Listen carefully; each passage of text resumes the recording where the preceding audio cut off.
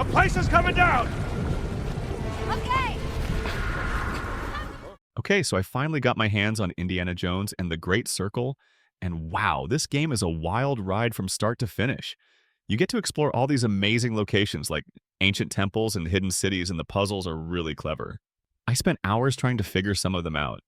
The story is super exciting too, with plenty of twists and turns that kept me guessing the whole time, plus the graphics are incredible. It actually feels like you're in a classic Indiana Jones movie. The combat can be a little clunky at times though, and I wish there were more enemy variety because after a while it starts to feel a bit repetitive. Should have left this alone.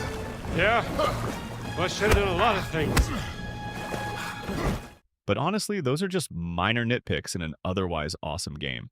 If you're a fan of Indiana Jones or just love a good action adventure, then you definitely need to check this one out.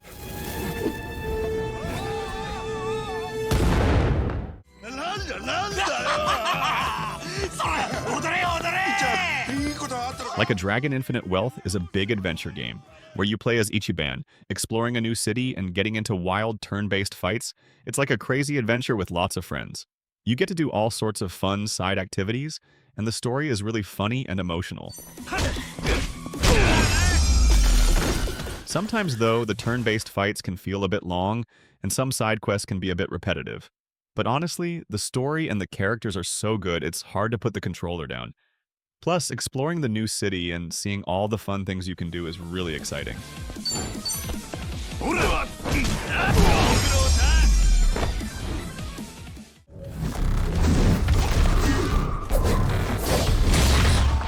Stellar Blade is this fast-paced action game where you're basically a super warrior trying to save the planet, and the combat is really the highlight, with these stylish moves and combos that make you feel like a pro, and the game really nails that feeling. The story is interesting, but it can get a bit predictable and you might see some plot twists coming from a mile away. The side missions sometimes feel like they're just there to fill time.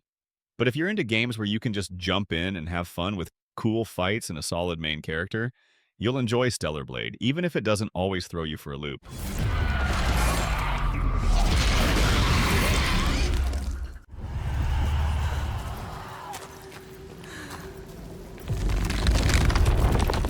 Senua's Saga Hellblade 2 is seriously intense. I mean, seriously, this game is not for the faint of heart. The story is gripping, and the way it tackles mental health is really something else. What have you done? Stop. Please help! You're right there with Senua, battling her inner demons, and the voices in her head are so realistic, it's actually kind of unsettling. The combat is brutal too, and you really have to be strategic to survive. I found myself holding my breath during some of the bigger fights, but what really blew me away were the visuals. The environments are stunning, and the way they blend reality with Senua's perceptions is just incredible. I found myself stopping to admire the scenery all the time, which I don't usually do in games. Honestly, Hellblade 2 is more than just a game, it's an experience. It's definitely challenging and emotionally draining, but it's also incredibly rewarding. If you're looking for something different and thought-provoking, then this is the game for you. So good to see you again. You lost consciousness after awakening to your power. Persona 3 Reload is like a school story mixed with fighting monsters at night. It's a role-playing game where you make friends and fight shadows. You get to live a whole year in this school, hanging out with people and finding out their stories. But then you also go to this big tower and fight spooky things. You know, it's really fun to see your friends get stronger and learn new things. But sometimes the fighting can feel a bit long, especially when you're just doing the same thing over and over. Still, the story and the people you meet make it worth playing, and it feels like you're really part of their world.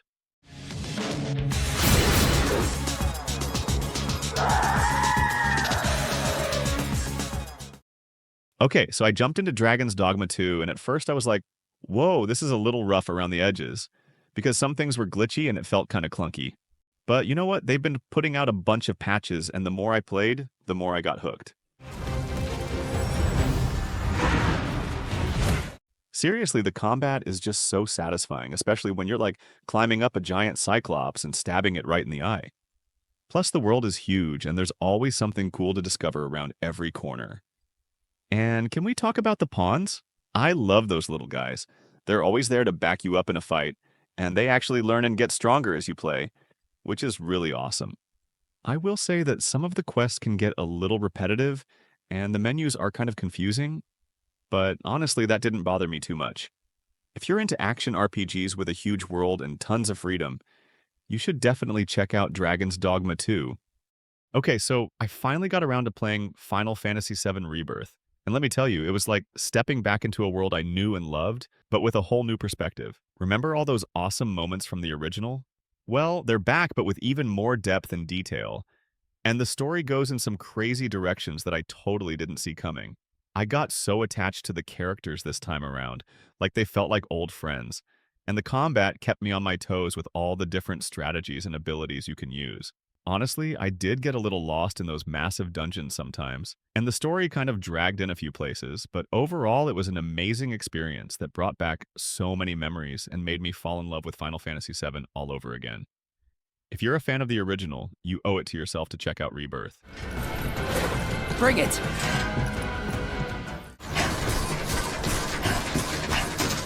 Okay, so I jumped into Death Stranding, and honestly at first I was like, what am I even doing? You're basically this delivery guy just walking around this crazy landscape carrying tons of stuff and trying not to fall over, which is way harder than it sounds. There are these weird invisible monsters that try to grab you, and you have to hold your breath to avoid them, which is kind of creepy. I will say the story is pretty wild and the world is really interesting to explore, but it definitely gets a bit repetitive. I mean, some might call this game a walking simulator, which it probably is, and it might not be for everyone, as a lot of people might find it boring. But there's something about it that just kept me going, like I had to see what was next and where this crazy story was going. Plus, the graphics are insane and the soundtrack is amazing, so that definitely helped keep me hooked. Opa, bora lá.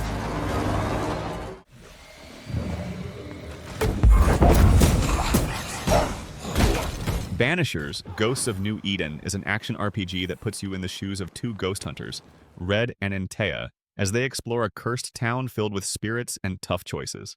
The combat is a fun mix of swordplay and supernatural powers, where you switch between Red's physical attacks and Antea's ghostly abilities, making every fight feel different.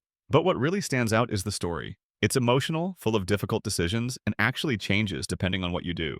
The world is dark and atmospheric, with creepy locations and a haunting soundtrack that pulls you in. Some parts of the game can feel a bit slow, and the combat takes time to get used to, but the way it blends action with storytelling makes it a really unique experience. If you love RPGs that actually make you think, this one is worth playing.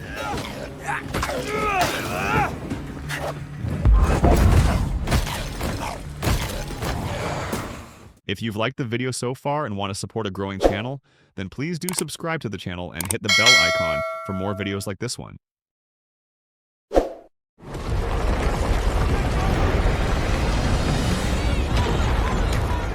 Space Marine 2 is a big action game where you play a super strong space soldier fighting tons of alien bugs. I played this recently and really love the gameplay. It's like you're smashing through waves of enemies with huge guns and a big sword.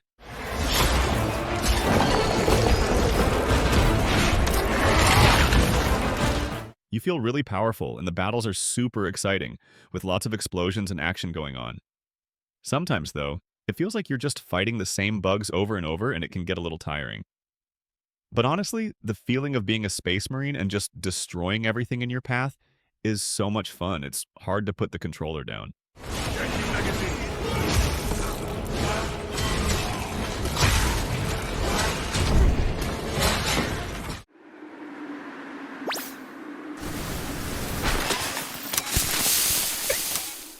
So I finally got around to playing the new Astro Bot game, and it's just as charming as I hoped it would be. This time around, you team up with Astro to explore this amazing theme park, with all sorts of different zones like a spooky castle and an underwater world, and each zone has its own unique challenges and puzzles to solve. I really loved how they used the DualSense controller to add to the experience. Like, you can feel the different textures when you're walking on different surfaces, and the graphics are seriously impressive. It feels like you're playing inside a Pixar movie. My only complaint is that some of the platforming sections can be a little tricky, but honestly, it's nothing too frustrating, and it just makes it even more satisfying when you finally overcome those challenges overall. It's a fantastic game that's perfect for players of all ages. If you're looking for a fun and innovative platformer, then look no further.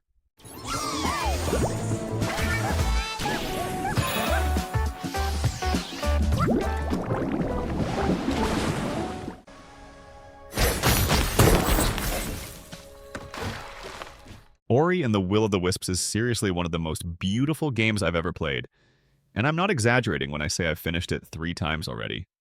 Everything about it is just stunning, from the hand-painted art style to the incredible soundtrack, and the story is so emotional and captivating that I was hooked from beginning to end. You play as this little spirit named Ori, and you have to explore this huge world and solve all sorts of puzzles and fight enemies to save the forest. The movement and combat are so fluid and satisfying, and there are tons of abilities and upgrades to unlock, so it never gets boring. Honestly, the only bad thing I can say about this game is that it can be pretty challenging at times, and I definitely died a lot, but it was always worth it to see what was around the next corner. If you're looking for a game with a beautiful world, a touching story, and amazing gameplay, then you absolutely need to check out Ori and the Will of the Wisps.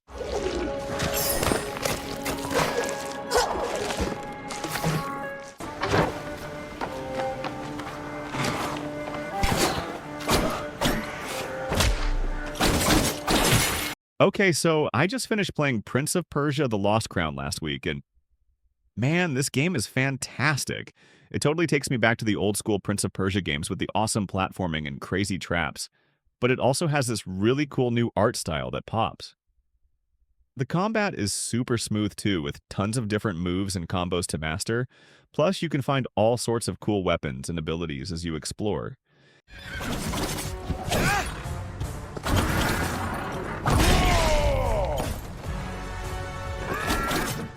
And the story is actually really engaging with some fun twists and turns. I got totally sucked in.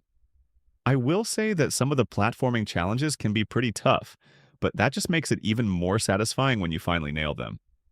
Honestly, I haven't had this much fun with a Prince of Persia game in years, so if you're looking for a challenging and rewarding action platformer, definitely give The Lost Crown a try.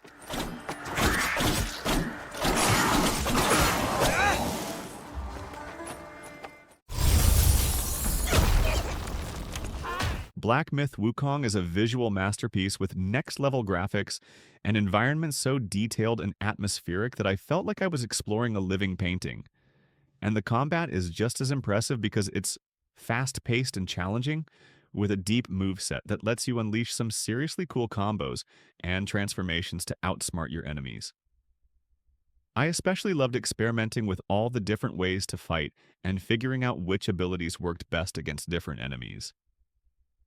While the story could have been a bit more engaging and some of the boss fights were definitely tough as nails, those are honestly minor complaints in an otherwise incredible game that any fan of action RPGs or anyone who appreciates stunning visuals and challenging gameplay should definitely check out.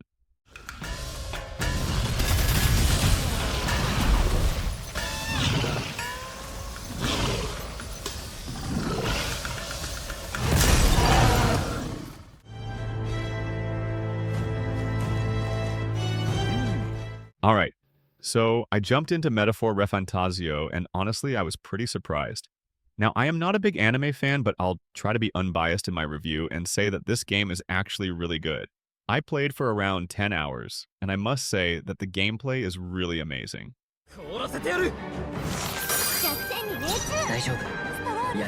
It's got this unique turn-based combat system that keeps you thinking strategically with every move, and the story is surprisingly deep with some really interesting characters that you actually start to care about. The world is beautifully designed too. It's like stepping into a vibrant anime movie, but I will say that the graphics might not be for everyone, and I did find myself getting a little lost sometimes, because the map can be kind of confusing, but overall, I'm really enjoying Metaphor Refantazio, and I think it's definitely worth checking out even if you're not usually into anime games.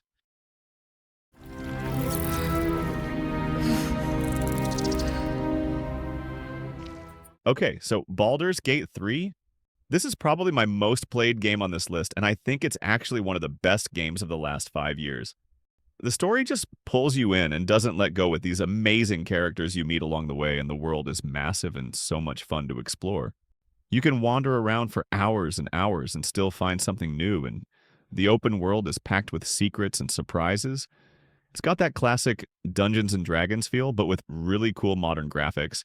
And the combat is turn-based, which I know can be a turn-off for some people, but honestly, it just works perfectly and gives you time to really think about your moves.